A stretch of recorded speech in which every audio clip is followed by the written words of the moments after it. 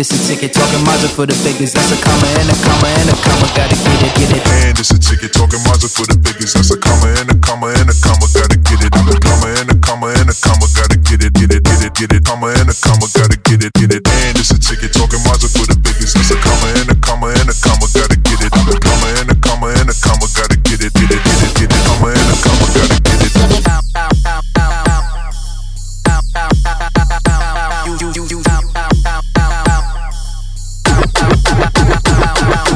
And it's a ticket, talking Mazda for the biggest. That's a comma and a comma and a comma, gotta get it. I'm a comma and a.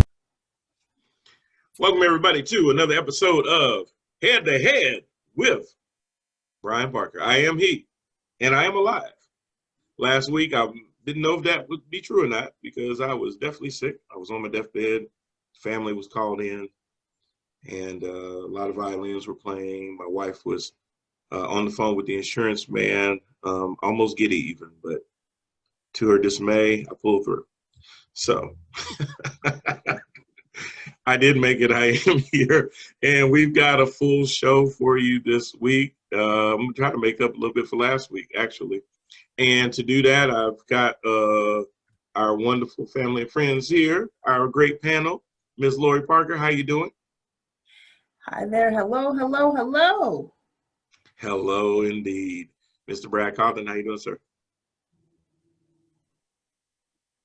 Is he frozen? Mr. Brad Cawthon, how you doing, sir?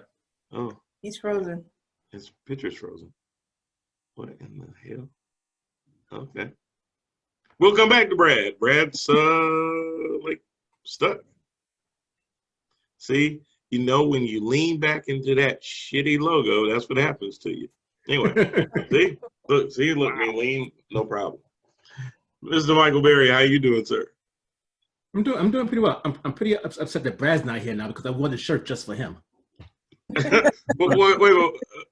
Yes, nice. I'm sure he will be back in just a second to appreciate that wonderful, wonderful shirt. Yeah, so the Brooklyn Nets and the New York Knicks definitely got that rivalry going on, and now we're in the NBA playoffs and whatnot. So we'll see. Are the Knicks still in it? Did they Win and won. Did they win yet or no? The Knicks are fine. They won yesterday. The Knicks are fine. We're fine. Don't worry about us. I'm not even gonna make a big deal out of the Knicks.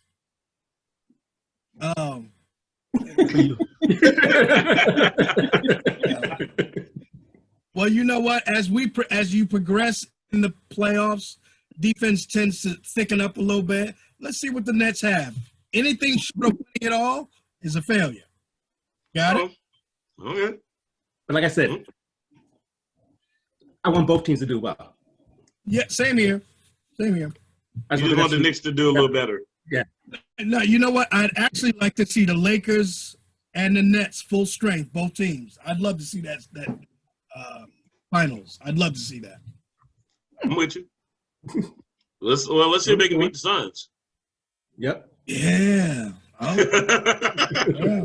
Yeah, that was a little surprising Yeah. on any given day. Yeah. So Brad, how are you, sir? I'm doing fantastic. Sorry, I got disconnected. I lost my connection, but I'm back on. I'm doing fantastic. Thank you. Well, that is good. That is good. And last but certainly not least, coming to the stage, weighing 200 pounds, standing 6'4.5". Power forward out of J.T. Williams Junior High School in West Charlotte High School.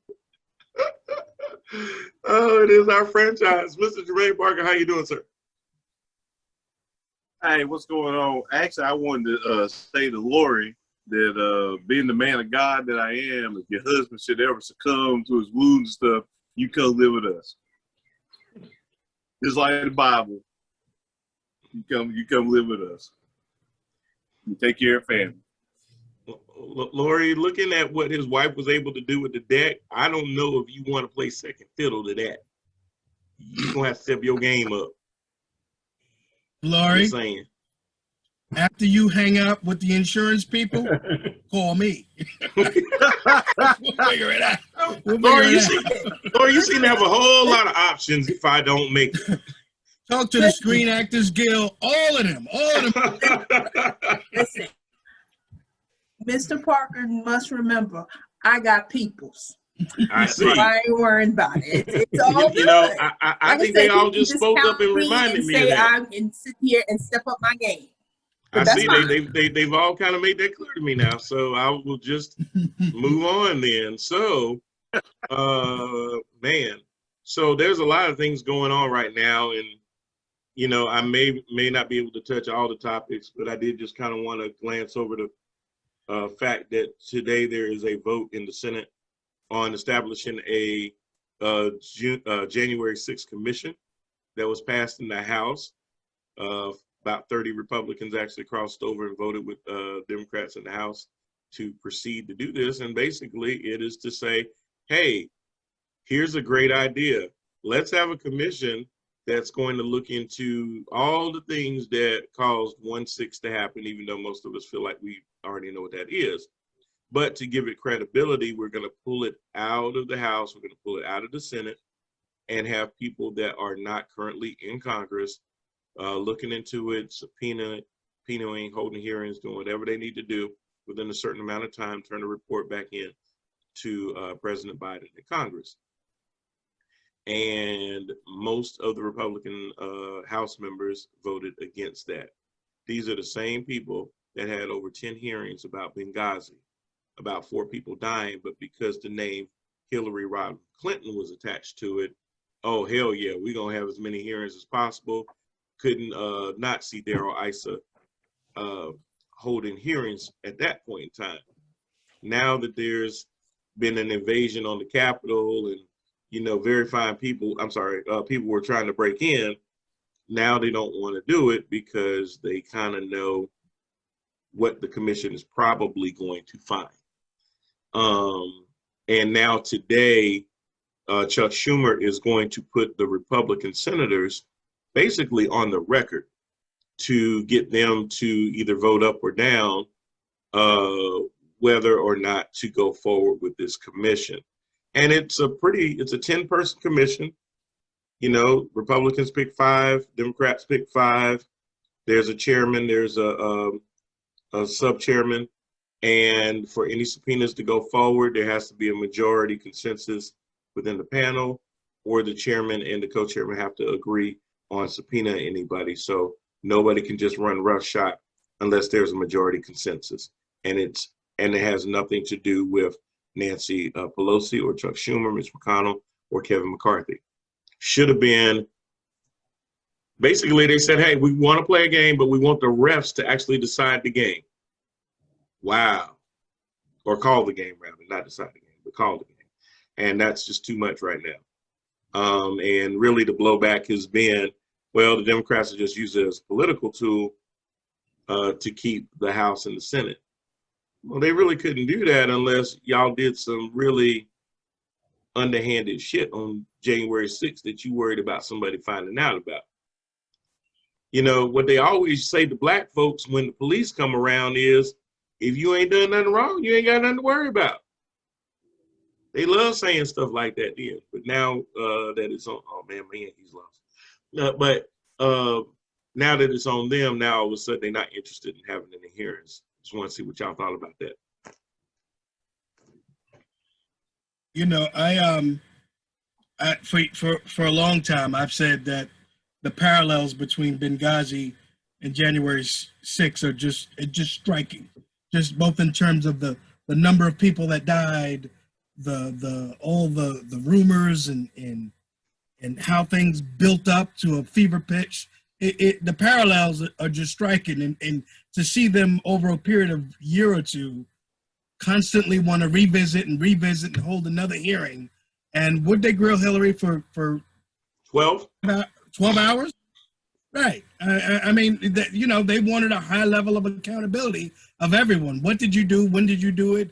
How did you know it? And all of that stuff. We want that level right here, because there are a couple of people whose hands are pretty dirty. I don't know who they are specifically, but they named like 5 or 6 who were probably involved in planning this. Well, and they're also worried that Kevin McCarthy could be subpoenaed, could be asked the question, hey, when they were trying to kill you and you were on the phone with Trump, did he actually really say to you, well, Kevin, I guess those people are more concerned about the election than you are? Right. Or could they even subpoena Donald Trump, which yes, they can, and bring him in and say, hey, did you say that? Or, hey, why isn't it that you didn't sign off on the National Guard and Mike Pence had to sign off on it? You know, so there's a whole lot of questions. Or they could bring in some other people like Paul Gosar, Andy Biggs. Hey, y'all showed up at these rallies and y'all were saying this. What was that about? Or y'all were giving out tours the day before. What was that about? Did you know that these were Proud Boy members? Did you know that they were, you know, these folks and everything else? Or you can ask Clyde from Georgia, do you really think that that was just a tourist event? Is that what tourists normally do? Yes. So I so at a Klan rally, but you know, it's funny because I think what they realize is that they have attached themselves to a lie that they know is a lie. And the only way to keep that lie going is not expose it to the truth.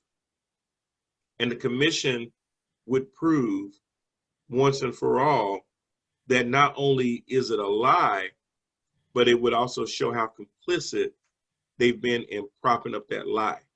Not only in just rhetoric, but putting it out there to their supporters, feeding the Trump base. There's 35% of these people that still actually believe that Donald Trump is the president today. I would offer a counterpoint, and it would be this: is that all the Republicans who are voting not to have the commission are doing so because they are representatives of their constituents, and their constituents don't want them to do it. So they would be in line with what their people want. Now, you would probably say, well, Jermaine, aren't those the same people that were there on January 6th? And I would say, well, maybe. I don't know. They look like those people, but because they let everybody go home, it's hard to say.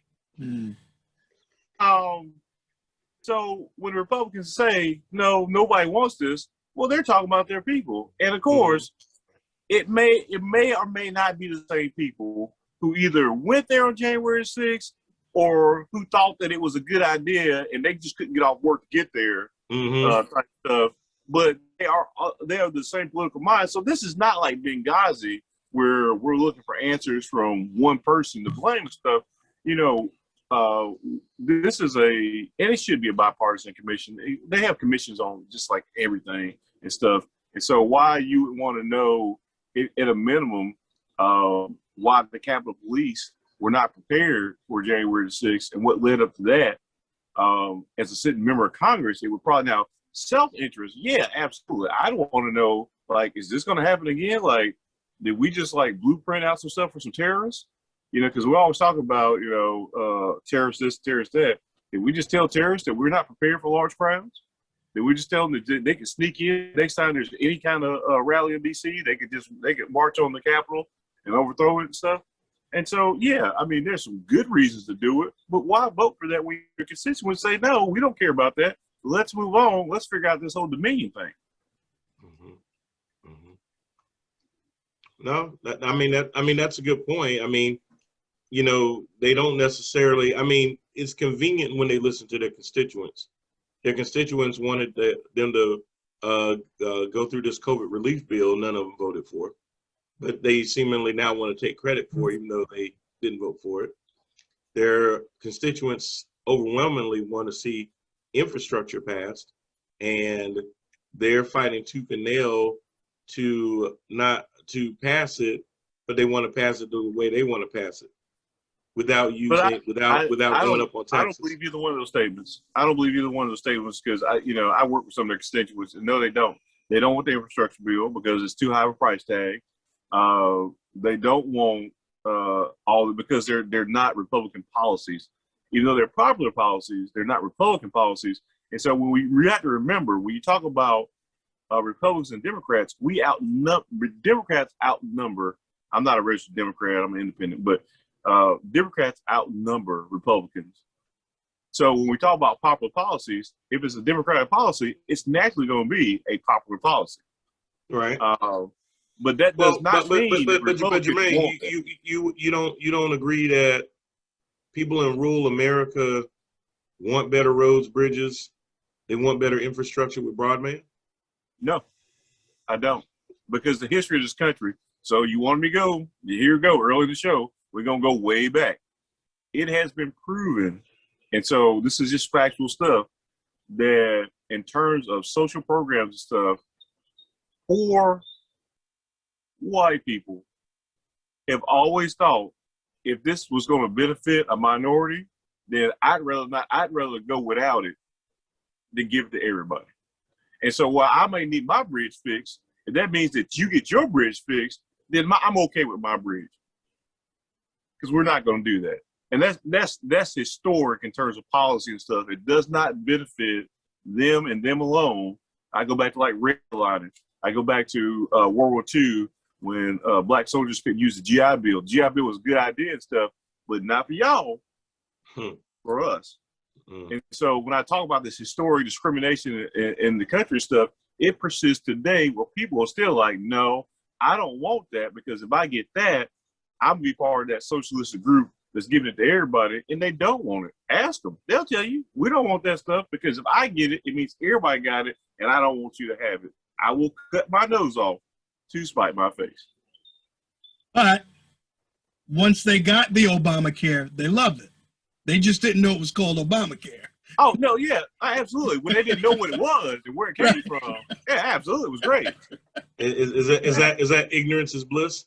Well, Yeah, that's how some of the grandkids got here. right. We don't know where it came from, but it's wonderful. Right. Jamal has this great tan. Unbelievable. All right. Well, moving on along. 2 days ago, it was the 1 year anniversary of the murdering of George Floyd, and the George Floyd family did meet with President Biden, Vice President Harris in the Oval Office, and they spoke about what the family wants to see going forward, what they would like to see out of the Police Reform Act that bears George Floyd's name, the current negotiations that are going along right now between Cory Booker, Karen Bass, Tim Scott, and from what I now hear, Lindsey Graham, which is okay, whatever, about trying to come to some agreement about police reform. And both sides seem to be very, very optimistic that something is imminent, that they feel like that something could happen. Now, President Biden wanted George Floyd's anniversary to serve as a marker as to being able to have a bill on his desk. And of course, that did not happen. And both sides have basically said, well, that's more of an artificial deadline. We'd rather have a piece of meaningful legislation than something that was rushed and watered down just to meet an artificial deadline. If that's true, then that's certainly okay. However, there is a little bit of concern out there that we pretty much know that Republicans are not going to be on board for any kind of bill that does anything against qualified immunity. But they both seem like something's going to happen. But I don't see Tim Scott being able to deliver 10 senators that will get behind qualified immunity. What say y'all?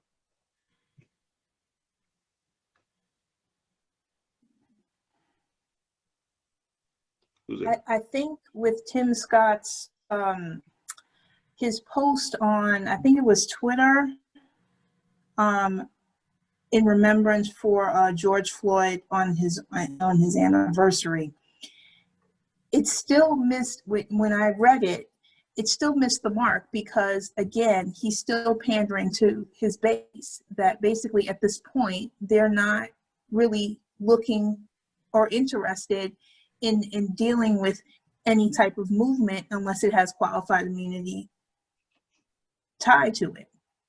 I think what he's trying to do is trying to make it nice to the rest of the to the rest of the, not necessarily his constituents, but necessarily just to everyone else, that he's trying to be a team player.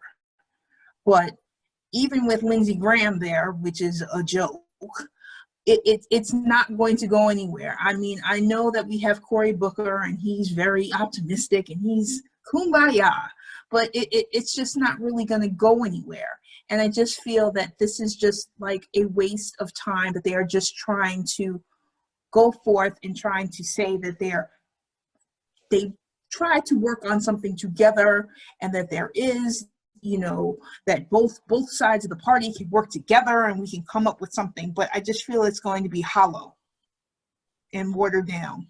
I agree with you. I think they're both kind of setting it up. I think what they're doing is trying to increase the leverage by saying, hey, something is imminent, something is coming. So then if it doesn't, then they can blame the other side and say, hey, man, we was right there at the end of it. And at the very end, they just sat there like Lucy and pulled the football away. Everybody trying to make it seem like they gave it their all, so that if it doesn't work out, hey, we did everything we could, but they just sat there at the end and, you know, pulled one on us at the last minute.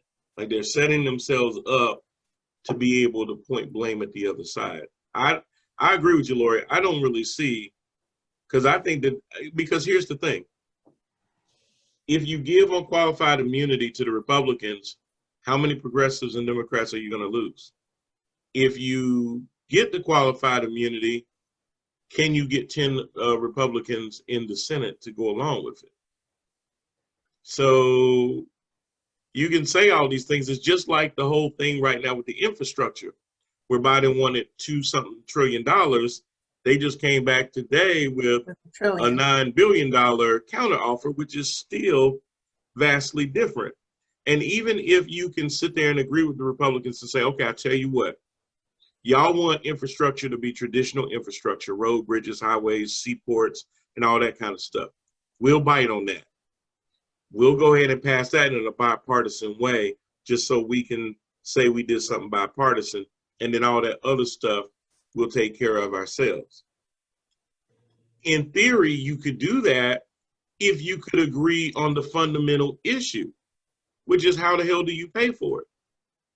Well, they're not going to agree on how to pay for it. They could come all the way up to the end and say, okay, we agree in principle on this dollar amount.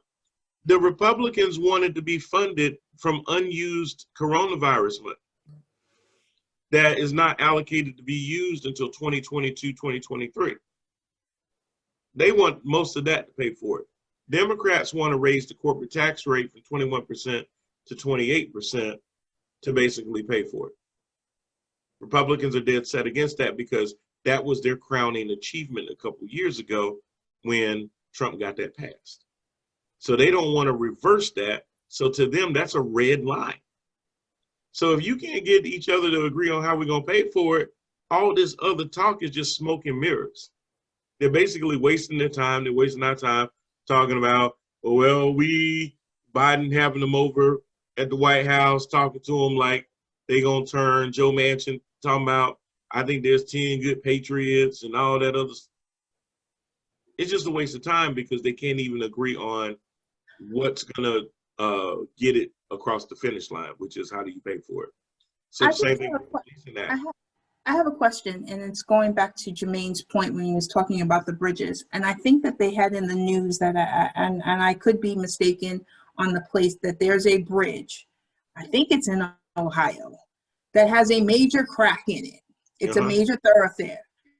And going back to where, as you had pointed out, Jermaine, that because certain Republicans don't want if it's for everybody, I don't want it because it just needs to be just for me.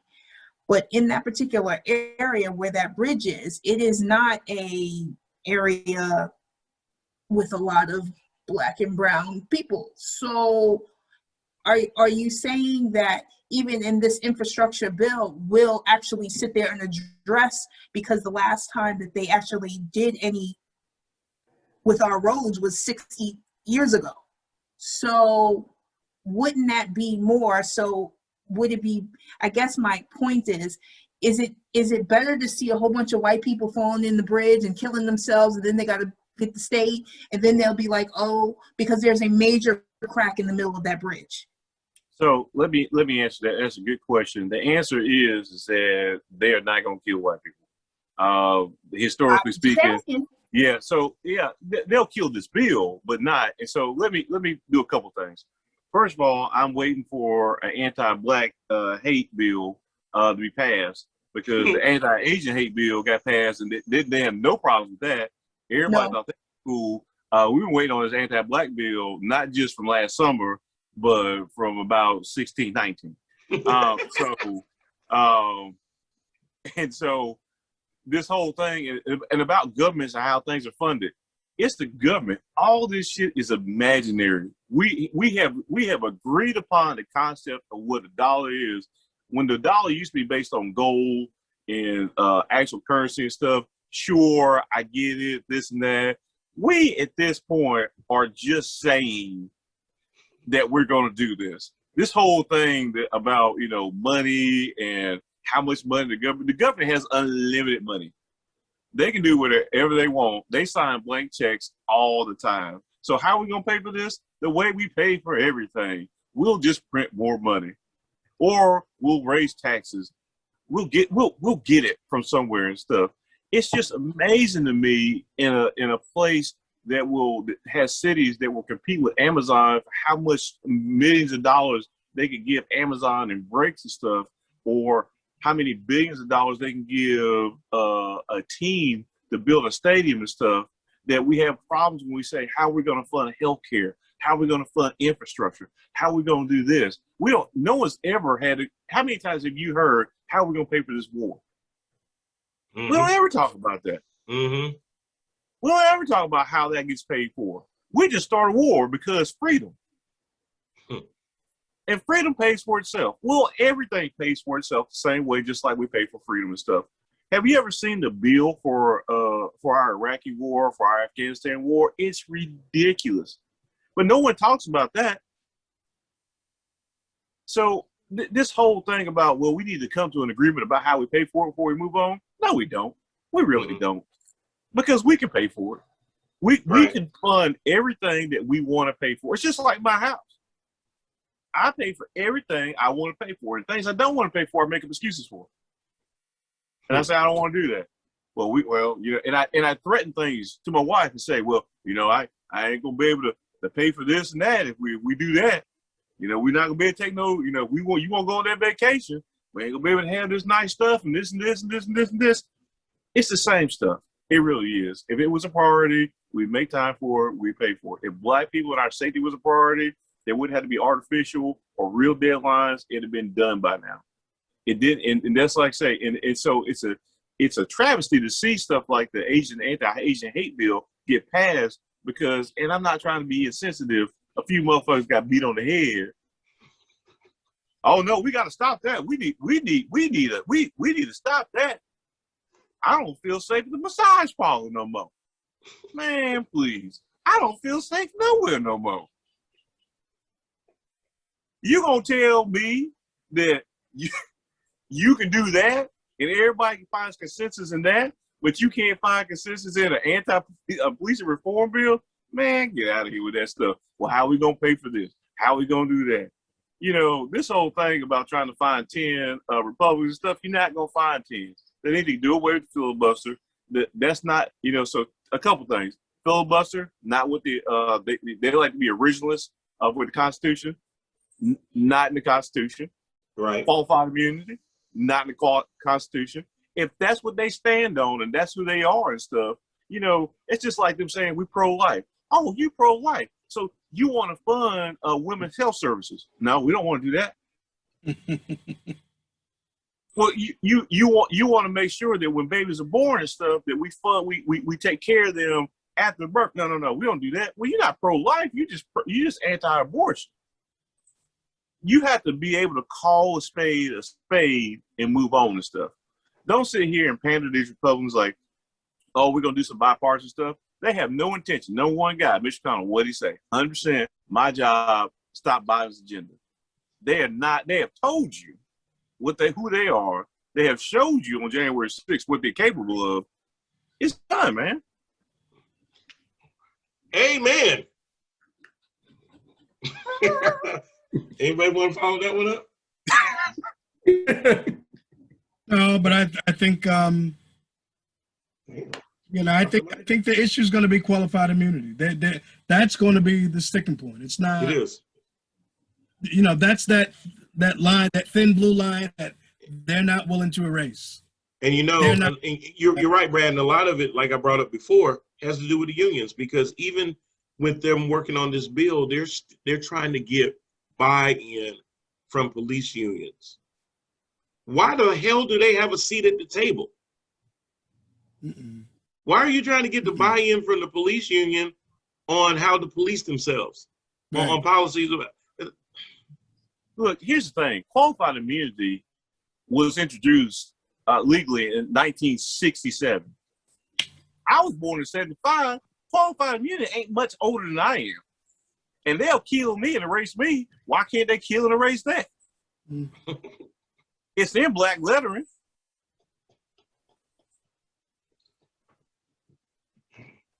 Right. Wow. And the It's funny their thing about, not the protection. funny thing, It's their protection. You know what I mean? It protects them from being held accountable for the shit that they do. Period. but U.S. soldiers don't even have qualified immunity. No. It don't matter. It don't You know, if I'm a Marine and I sit there and do some of the stuff that these officers do, I could be court-martialed. Absolutely. And you will. Right. And you will. You know, Yeah. if I'm You a will. doctor and I sit there and F somebody up on the operating table, I can be sued, not the hospital, me Yep. personally. Yep. Absolutely. You know, Yep. if there's any malpractice, or if I'm a lawyer and I do some stuff that's not above board, my law firm isn't getting sanctioned or disbarred, I am. Bruh, it goes all the way down. If you're a cosmetologist Yes. and you jack up somebody's hair, you can be sued. And you could potentially lose your license. ability to practice. Right. That's right. Absolutely. But when you're a cop, apparently you got a license to kill built in. You're James Bond. You 007. You have a license to kill. Apparently, even 2 years into the making, you can sit there and beat and tase a handcuffed black man and kill him, tell his family he died by crashing into a damn tree. Yes. In Baton Rouge. Mhm. And we want to bring these folks to the table to talk about how to reform themselves. I worked as a contractor for the Forest Service, and they hired me and some other guys, a group of guys, because we were subject matter experts. That's the reason they hired us. But when we got there and started working for them and we would present stuff to them, they said, well, we got to ask somebody else because you guys are contractors now. And we can't trust that anything that you just give us isn't just for your benefit. We had to verify. Now, we were the most qualified people they could find. So they had to find a second group of not so qualified people to check us to make sure we were not trying to give them a raw deal. I bring that up because as a police force, you might be the most qualified people, but let's have a board that says, hey, let's just check and see that maybe you're not self-dealing. And that was the whole point. Right. And so I get that from a perspective of somebody in law enforcement says, well, I know best. Yeah, I get it. But we have checks and balances. Why don't you believe in checks and balances? You believe in the law, and that's what the law is supposed to be. It's supposed to be all open and equal and transparent and stuff like that. And, and I know they want us to stop talking about stuff, but like the case you're talking about, where, you obviously lie about the circumstances of a man's death. And you see stuff on TV, and it just happens every day. It was before George Floyd, and that was the kind of the point that George Floyd wasn't an anomaly and stuff. But we got video of y'all getting a man's ashes, urn from a grown man, and and telling them that it was drugs when it was just a young daughter in there. That's right. That's Like, right. oh, it's that spot for drugs. Who's high? You high. And so when we talk about this reform and this immunity stuff, it's to take away protections from those guys. And there are a lot of police departments around the country that do a good job of policing themselves. They do. And so I don't want to take away from those guys. It's a very hard job. It's a very complicated job. One of the reasons that when we talk about reform, we want to actually give our police officers some help and some stuff because they're not really trained for mental health crises. There's a lot of domestic violence stuff where it might be helpful to have a counselor to help ride along with the police. So the first thing that they do is talk things out and not try to shoot things out. There's a lot of good things in it. And I know a lot of people, we talked about this on the episode before, where people were turned off by the terminology of reform and defund the police. That was it, the defund the police. People were turned off by that. And so I'll tell you this, people who want to be offended will be offended no matter what you do and how you present it and stuff. So keep your head high, stick to your guns. And it's not the job of activists to define policy. That's politicians' job. What we're saying is what we need here is something different. What we have, while I would say is at least 80% good, there's that 20% that's deadly. And unfortunately, you're just in a profession. Like if you went to the doctor and he told you off gate, there's a 20% chance that you're going to die in the procedure stuff. You'd be like, nah, bro, that's way too high. Why is it so high? Man, that's just the way it is, man. Because sometimes I feel like a nut, sometimes I don't. And that's just not a good enough reason for you just to be out there John Wayne and stuff. You know, you got to have some regulations. There's got to be, even if you're the subject matter expert, there's got to be somebody that checks you to make sure you're not self-dealing. And so these are all good things. The people who are offended by these things, they're offended by terms. They won't actually say on substance they're offended, but they're offended by the way that you said that. I don't like the way you speak. Right. And, you know, it's funny, you know, Mike, you and Jermaine are both realtors. And to become realtors, y'all had to go through a lot of certifications, schooling, and that kind of thing, and to become licensed. And there's certain guidelines that you have to abide by, right? Correct. And it's not to police you, it's to make sure that everybody that's in your profession abides by the same set of rules. It's not to penalize the ones that are doing the right thing. It's to make sure that if there are those that aren't, there are certain things in place to take care of that, so that it gives credence to the ones that are doing it the right way. That's kind of how I look at that. What do you think about that? No, sure.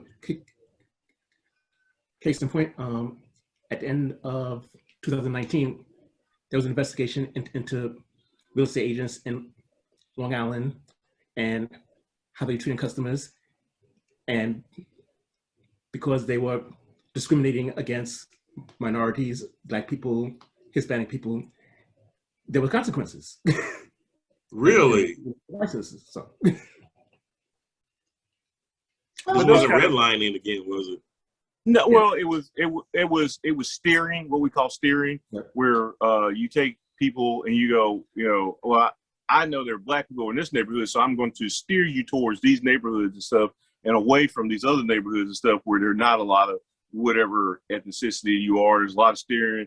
There's a lot of people who wouldn't take them as clients because they just didn't, or they would have to have, white clients that would come in and say, hey, I want to see a house. They hop up and say, let's go look at houses. And the Black person come in and say, we got to see a house. Oh, you need a pre-approval letter. You need this and this and this. And they were just being unethical, really, and stuff. And so, and that stuff in our career field is taught to us, hey, look, everybody gets fair shake. Now, if you say that, for example, you and Lori want to go see a house, and I go, okay, let's go see houses. Well, the next person that asks me to see houses and stuff, I can't tell them they need a pre-approval letter if I didn't ask you for one. It's okay if that's a rule, but it has to be a rule for everybody that you service. And so that's the same thing as your point for policing and stuff. In order for any organization, any professional organization to have any credence to their ethics and stuff, there's got to be some kind of checks and balances that says, These are things that we don't do. You know, a lot of things, as much junk as I talk, I try to be careful about what I say because I don't want to come off as that I have some kind of prejudice against people, because I don't. I don't want to come off for military and for my real estate stuff, because I don't. I'll sell to anybody for real estate stuff, and I'll protect anybody for my military stuff. I have some opinions, and what my opinions are usually are, hey, in history, this is what happens, and I'm using history to predict or to describe what's happening today. But these are verifiable events. You just go Google them. Don't just sit here and get offended because I said it. Go Google it and say, oh, yeah, well, he actually probably downplayed that massacre that happened in Louisiana, or what happened in Tulsa, or what happened in Wilmington, or what happened in Chicago. Or I'm sorry, I keep going. What happened in Florida? All over the place.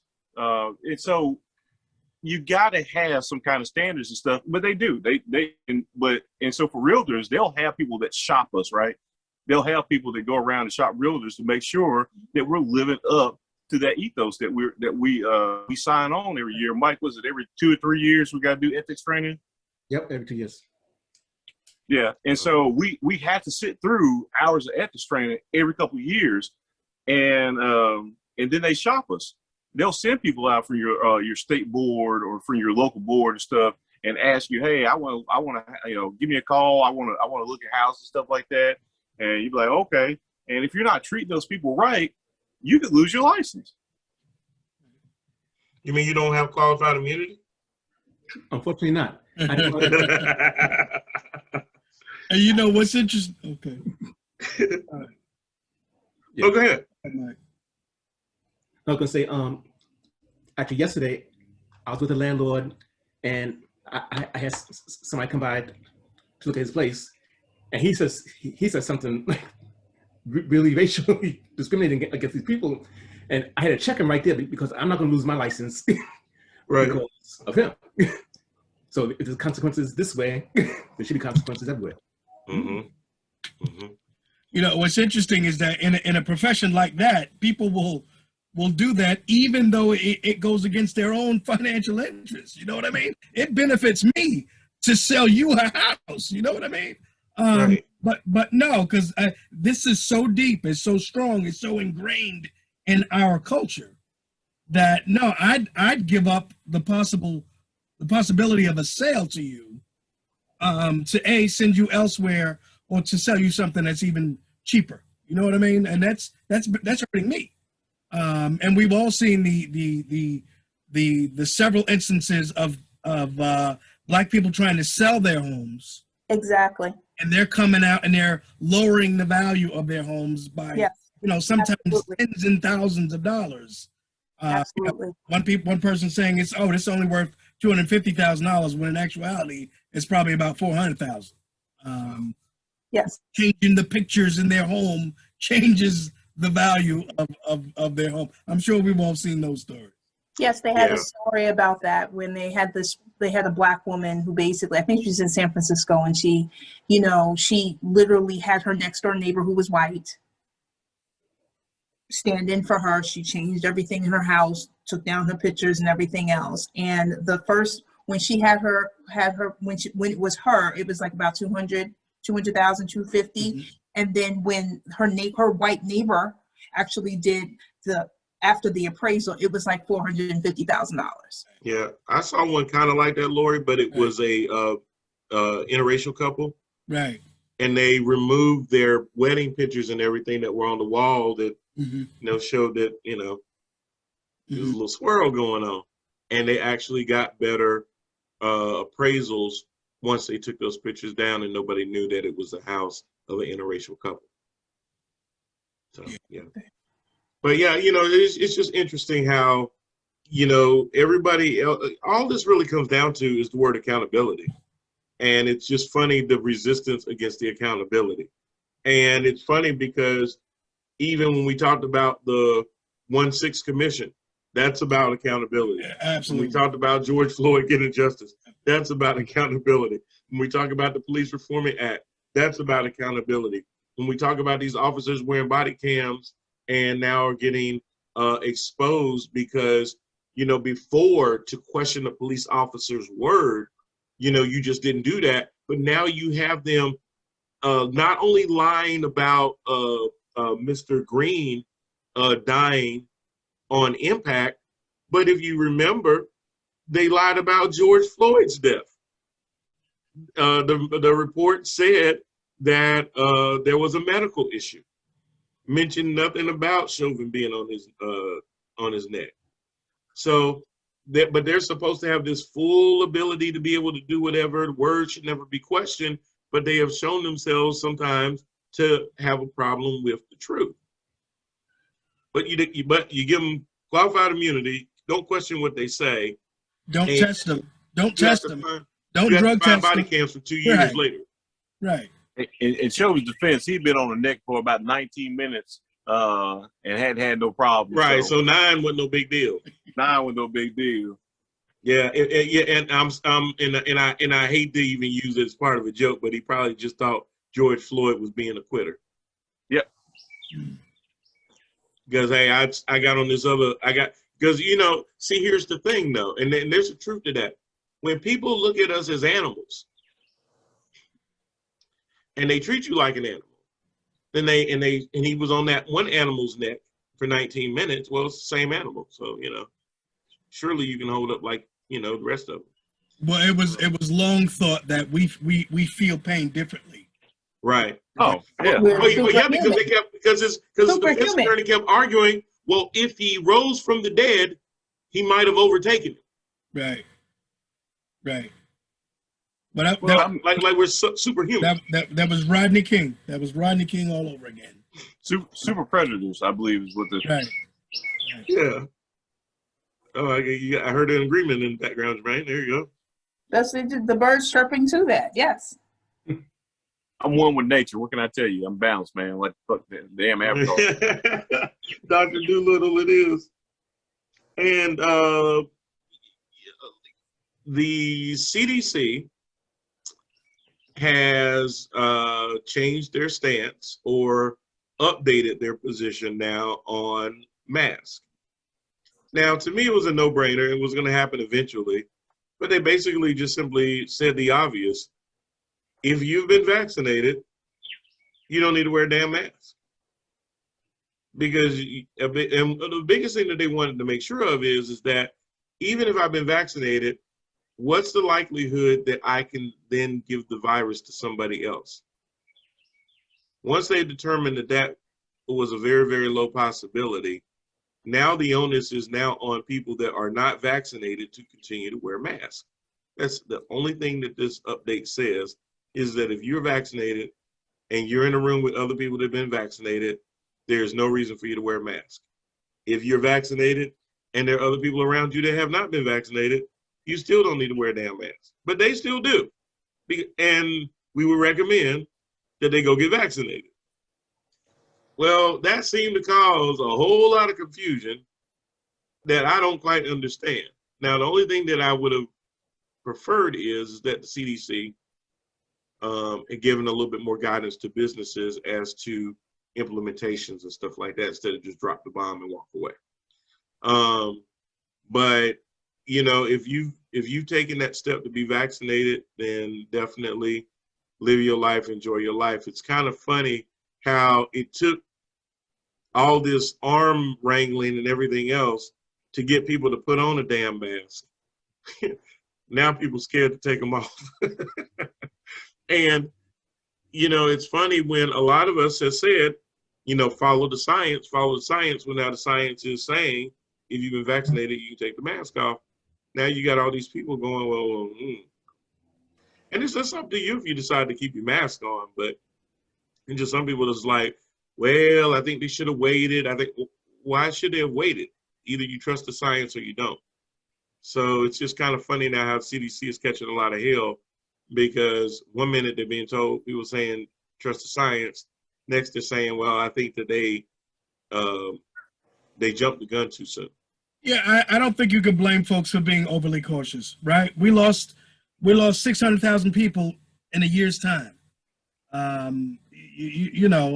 Nobody, you speak to my mother, old Southern woman, she doesn't believe any of this shit. You know what I mean? She don't believe any of them. So I've been fully vaccinated. I still very willingly wear my mask at all times. When I decide to take it off, I don't know yet. I don't know. But I'm wearing it whenever I'm engaging with someone not in my home. I'm wearing my mask. You masked up. And I had some family come over, nieces, nephews, and things like that. It felt odd, but yeah, put your mask on. I'm gonna put my mask on. So that's where I am. That's where you're at. How about you, Mike? You still masking up? I wear a mask, but I was gonna say that there are some cultures and everything where they wore a mask before the pandemic. Before COVID. And it's better for them. So. Oh yeah, you go into Chinatown wearing a mask was, if you didn't have a mask on, you might have been the odd person out. Right. So if that's what people feel is comfortable for themselves, that's what they should do. Absolutely. Absolutely. It's funny. I thought that was weird because I did see that years ago. Yeah. But then I didn't take into account that these people had prior experiences. You know what I mean? That I wasn't fully aware of. So, maybe I needed to keep my little opinion to myself. Well, some of them actually lived in countries where the air was not the best. Absolutely. Yeah. Absolutely. Yeah. And I think there's a certain level of, it's okay if you want to continue to wear your mask. That's okay. Criticizing the CDC for updating their standards, though, is kind of where I'm more of is, hey, listen, they're basically saying you don't have to. They didn't say don't. They just said, we're not saying you have to anymore.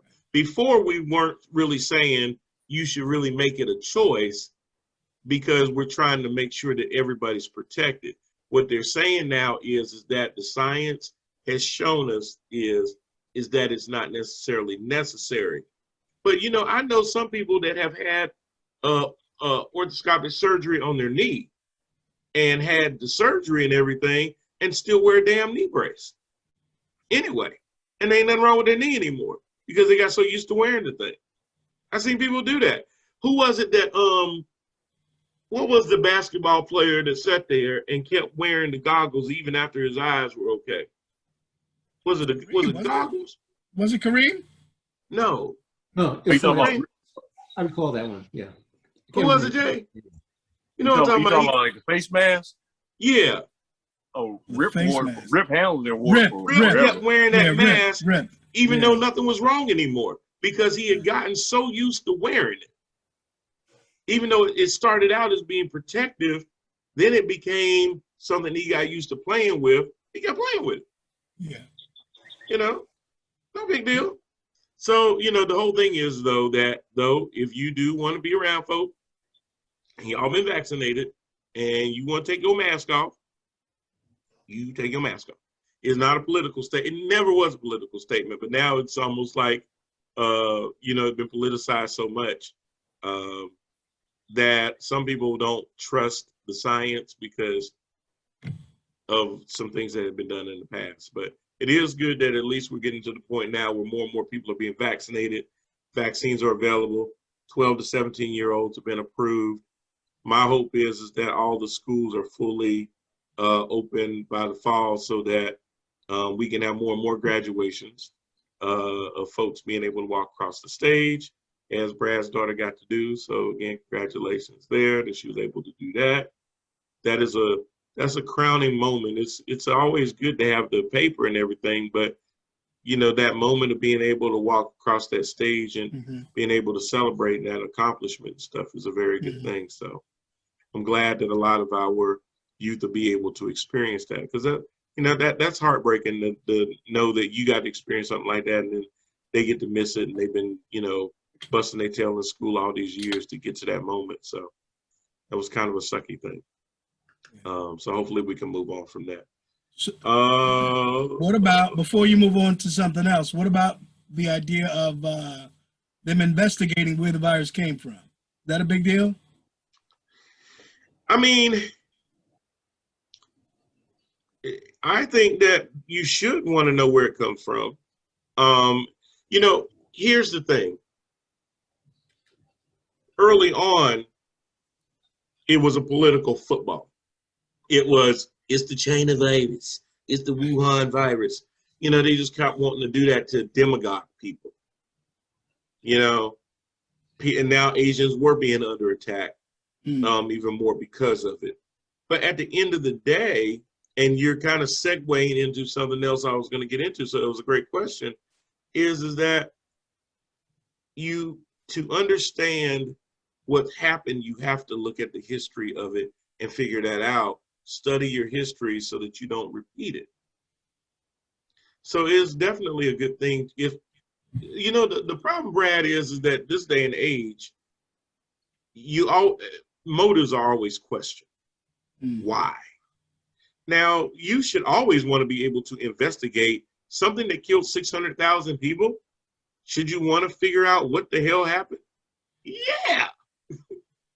Because number one, we don't want to ever be in the situation again where we lose another 600,000 people for no reason. And if investigating the origins and figuring out, was this something man-made? Was it in the lab? Were people getting sick and avoiding the signs and stuff like that? And it got out of that lab?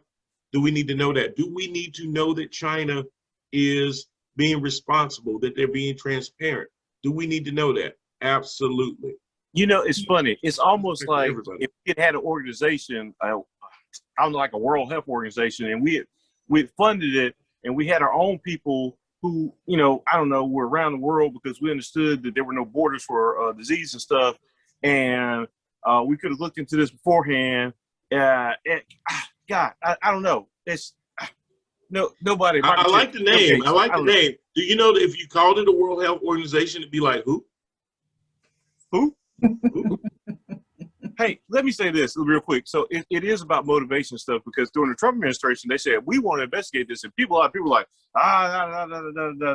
because intent's important, right? So like if I'm on an aircraft and I ask you, how much do you weigh? And you go, are you trying to discriminate against me because of my weight? Well, it could be because the parachute that I have that I need to give you goes up to a certain weight limit. So you can only weigh a certain, I'm trying to help you. So intent, I can ask you, we can both ask you, two people can ask you the same question. It's intent, right?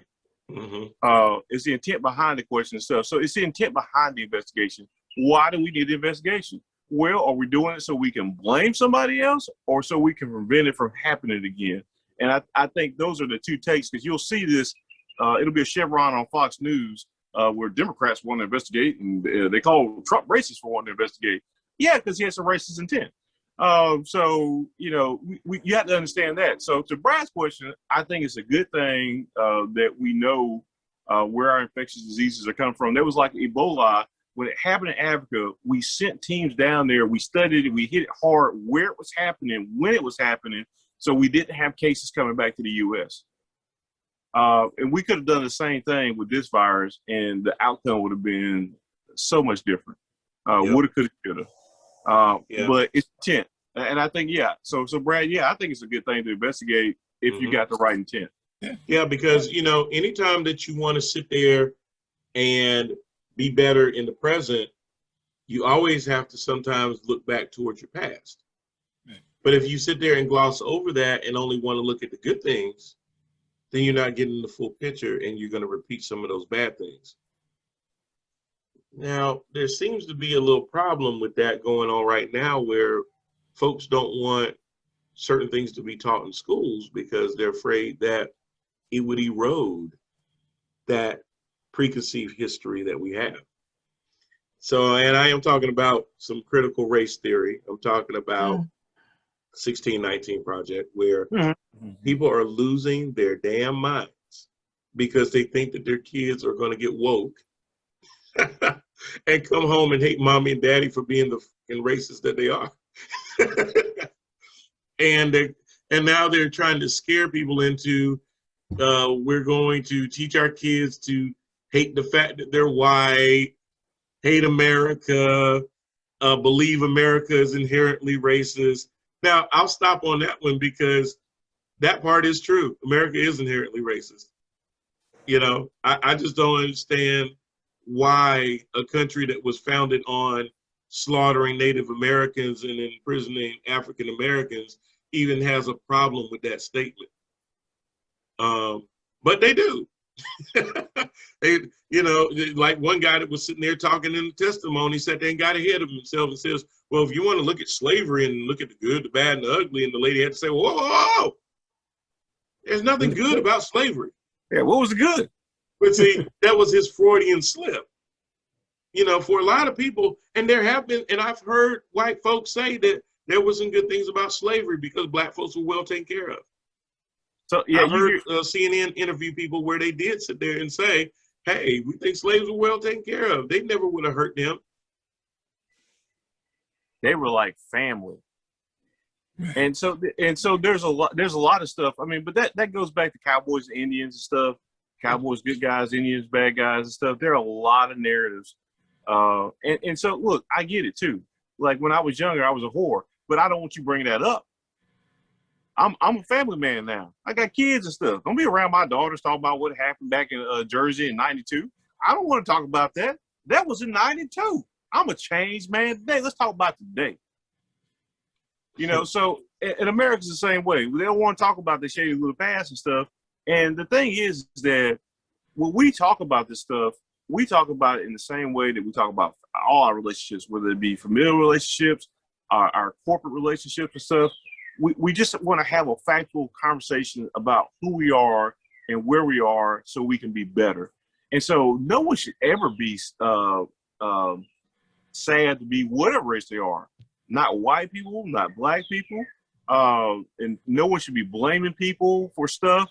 What we're just generally saying is, hey, this stuff happened.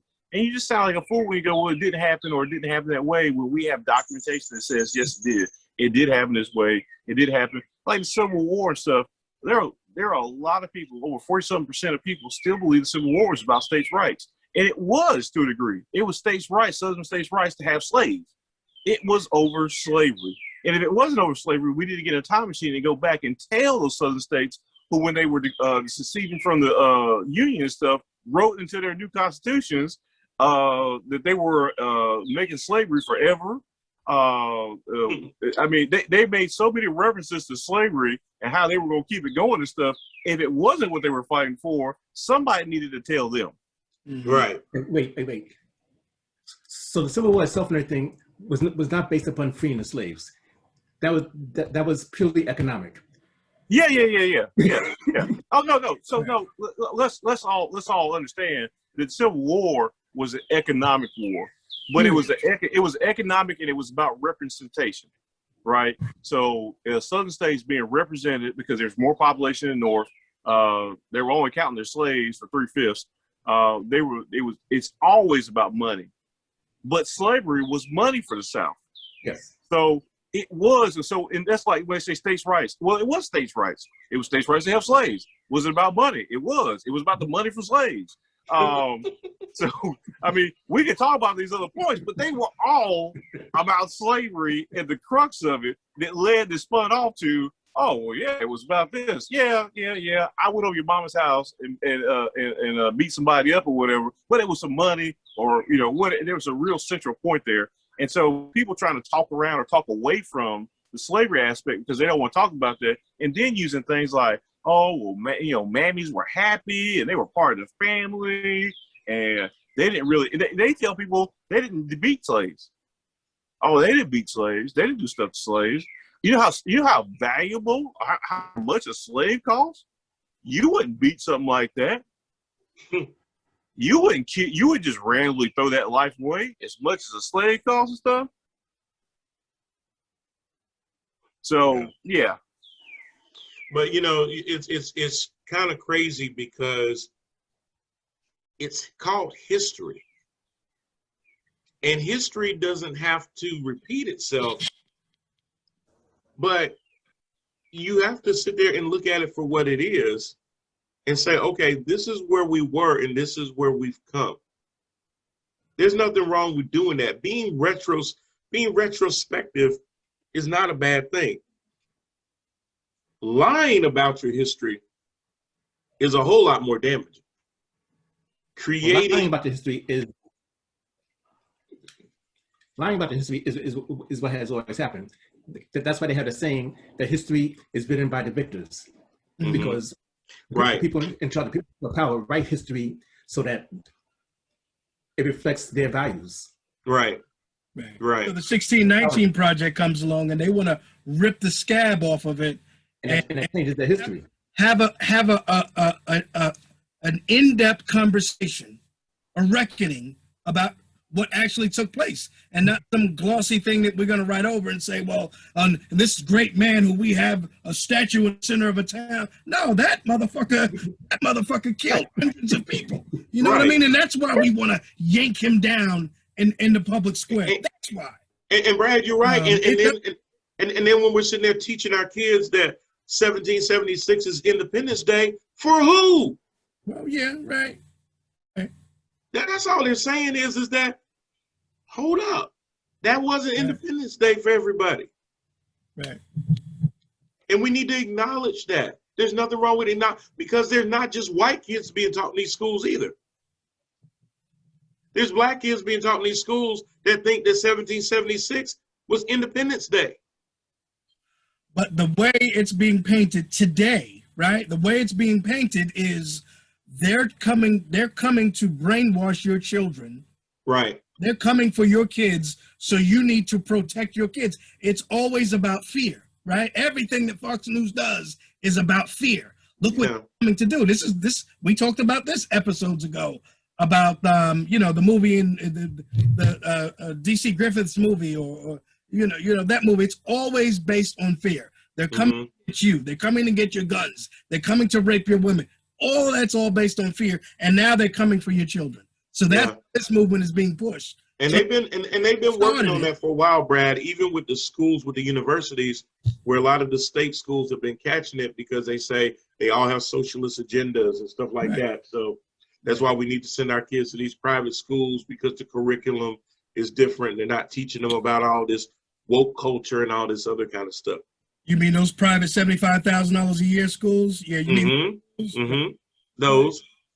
Right. Because they know that it caters to a certain type of person, ordinarily, unless they get some really nice affirmative action scholarships. But that's what they're worried about is that this system is, and what they're really worried about is that these folks are now going to have to sit there and explain to their kids why y'all weren't straight up with us about this, and they're going to turn the kids against them. Well, it's easy because the school system was straight up with them. I mean, this thing is it didn't start with them, and I think that's the thing too. Like, no one's blaming parents right now of anything. We're trying to correct something. No one's blaming anybody about this. Right. We say, hey, when we tell the story, let's tell the multifaceted side of these stories and stuff. When we talk about the Trail of Tears, how do we get there so that we don't go there again? How do we look at some of these uprisings and stuff? Like January 6th was awful, but that's not the first time that government in the United States has been overthrown. It was overthrown in Wilmington, North Carolina, when they had a lot of black people, and this was 1980.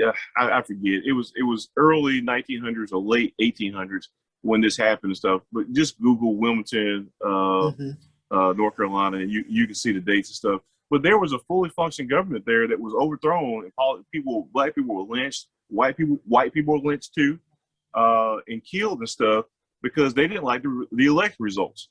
January 6th ain't the first time it got violent because of election results. They voted in some black people and stuff, and they kicked them out of office and put in their own people and stuff because they were really elected. And this is not the first big lie. Right. And so when we talk this full circle back to our commission and stuff, it's happened before. Do we really want to take a chance that it won't happen again? If they try to do it again, there's a third time coming. Oh yeah. Yeah. I mean, you just gonna keep doing it till you get it right. Yeah. And that even circles into what they're doing now with these fraudits that are being called now. They're not real audits, they're being fraudits of election results for 2020, where they're having outside folks with no experience come in and look for traces of bamboo to see if we had ballots being shipped in from China and all kinds of things of irregularities and stuff like that, because people just don't want to accept the facts as they've been presented to them. Hello, Kennedy. Hi, Kennedy. And but you know, the whole thing though, Jermaine, you're right. We were all taught the same kind of things. I didn't learn anything about the Holocaust in school. Nope. You know, the only thing that I learned about was a book called The Diary of Anne Frank. That's all that we got. Didn't learn anything about the Trail of Tears. Didn't learn anything about Juneteenth. Didn't learn anything about Tulsa. All those things I learned outside of school. Kids are learning more on TikTok right now from a history standpoint than school. And that makes absolutely no sense. We send them to school so that they can learn and be well-rounded. But there's a fear that if you are straight up with your kids and you teach them history, somehow it's going to turn them against everything that's going now. And really, they should look at it as it's going to make them go, you know what, that is despicable.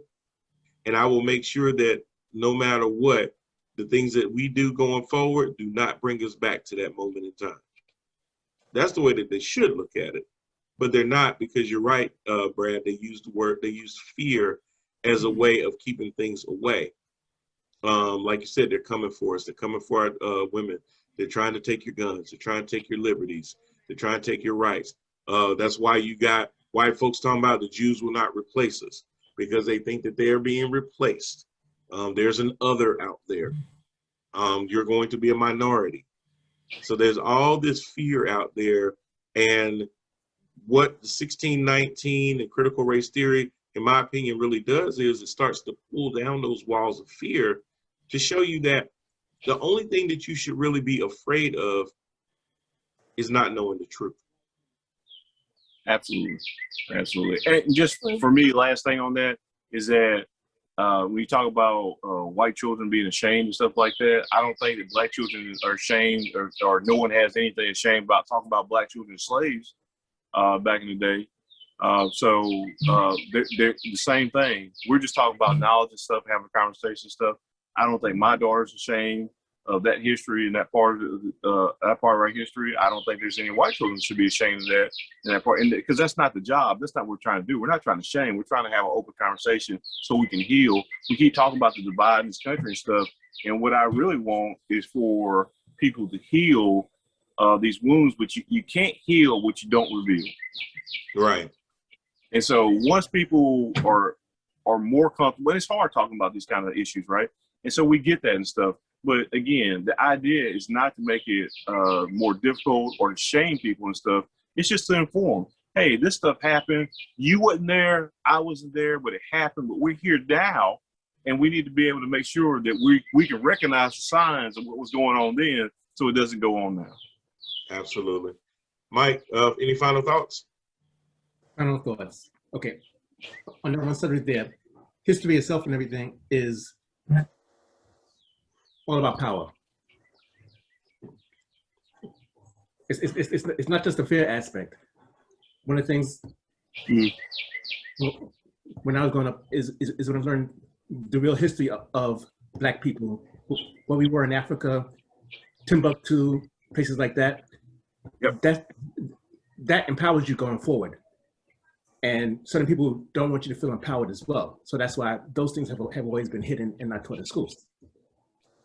The whole history thing is a big topic and everything, which could take over an hour to actually discuss. Yes. Mm-hmm. Mm-hmm. Mm-hmm. Absolutely. Word. Brad, last thoughts? I don't know if I have any last thoughts. I didn't have any initial thoughts, so Go I'm ending Knicks. where I started. Go Knicks. That's right. Lori, any final thoughts? You can't say go Knicks or go Nets either. Go Panthers? She's learning. Don't worry. You'll do that once we hit the playoffs in the Super Bowl. Go ahead, Lori. You know, I think back to when I actually went into college, because I actually am an Africana Studies major when I graduated. Yes, I was there. And when I was actually choosing, and also psychology as well. Yes. Certain things you didn't know about, huh? Oh no, I know most women know how to play head games. So go ahead. But I definitely think about when I was actually taking the courses and when I was in school, and actually as a college student, I went to an all girls white Catholic school for high school, and they didn't really touch on that. So when I actually got to college and actually was around different other people, and actually when I really wanted to sit there and to learn more about my culture, and then with what I see is we're just trying to round out the conversation, and these people are just acting a fool to just sit here and think that they keep thinking that we're living in America when it was great. America was never great. It wasn't. Not the good old times. I'm sorry. I'm going to say that to the Trump man that rode by the other day with his big old flag. It's not that great. But all we want to do is just to be able to know what happened in the past and how we can sit here and go forward. So that's my final thought. All right. Thank you, Lori. Jermaine? Just like Jerry Springer, I like to wrap up with something motivational. Be good to your neighbors. Be good to yourselves. Don't let this conversation get you down. We love you, white people. We love you, black people. People, we just love you. And wear a damn mask.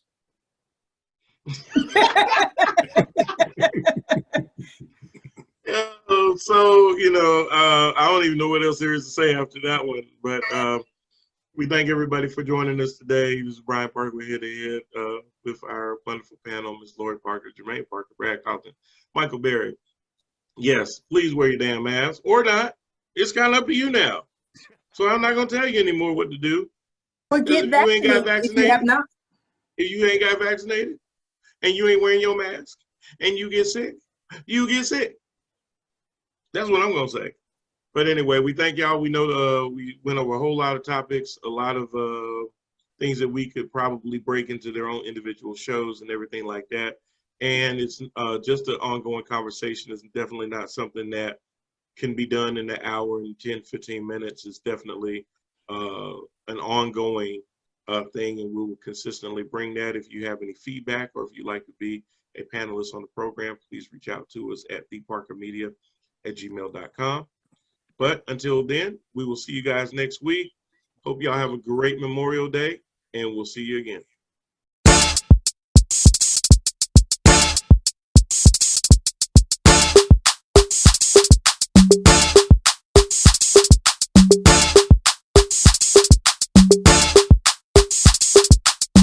And it's a ticket talking Mazda for the biggest. That's a comma and a comma and a comma. Gotta get it. And it's a ticket talking Mazda for the biggest. That's a comma and a comma and a comma. Gotta get it. I'm a comma and a comma and a comma. Gotta get it. Comma and a comma. Gotta get it. And it's a ticket talking Mazda for the